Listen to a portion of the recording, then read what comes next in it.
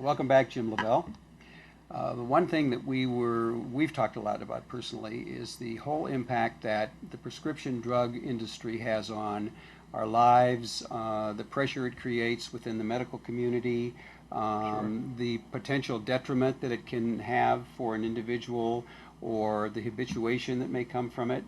Could you give us a little bit of a feeling about how you kind of, especially having been a pharmacist or being a pharmacist, how you see someone dealing with that properly from the inside of the medical part of it? Well, you know, it's a really interesting topic, and in fact, it's a bit of a conundrum. I mean, quite honestly, first of all, we know that polypharmacy, or multiple drug prescriptions given to one individual, is inducing what's called drug-induced diseases. And that's one of the biggest topics in healthcare right now amongst medical docs and nurses and pharmacists, is that, we're given a drug to take care of side effects of a drug that's creating more side effects of another drug. And before you know it, people are on 10, 12, 15 medications, and that's no exaggeration. And so there's this pressure that we think that only drug therapy is of value. Great evidence has been shown that changing lifestyle, for example, in type 2 diabetes, and my father's a type 2 diabetic, my grandmother died from type 2 diabetes. I mean, I really understand this disease pretty well and have written quite a bit about it. Diet and exercise can go a long way to controlling a lot of type 2 diabetics, and there's a lot of people that are turning to that and reducing the amount of medications that they're on. That doesn't mean that medications don't have value in diabetes and or hypertension, which does occur in a lot of people at the same time.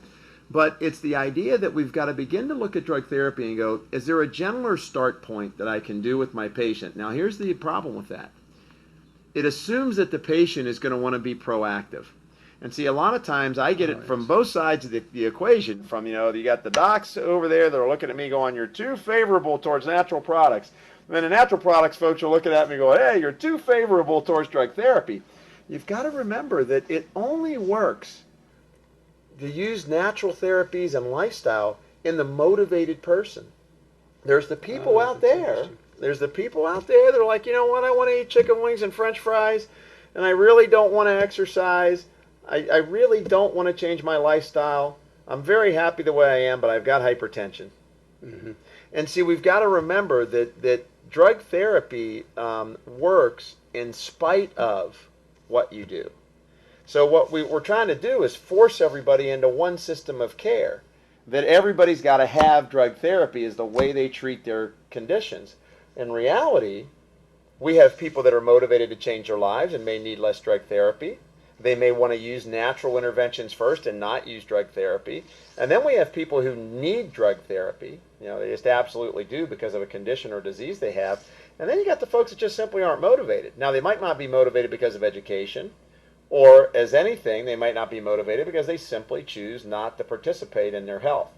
And so there's value in drug therapy, but the real issue is, we know drugs deplete nutrients out of the body. No one is talking about drug-induced nutrient depletion. I've written 4 books with my good buddy, Ross Pelton, on this topic. He's as good as they get. Bright man. Very bright. He's very bright.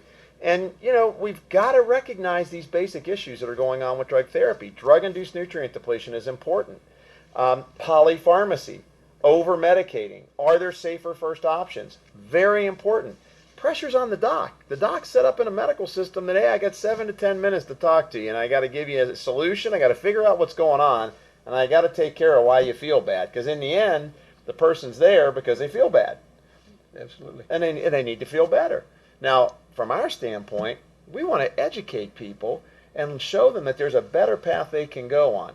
Doesn't mean they may not still need a drug in their life, but can we reduce the amount of drugs? Can we reduce the amount of side effects?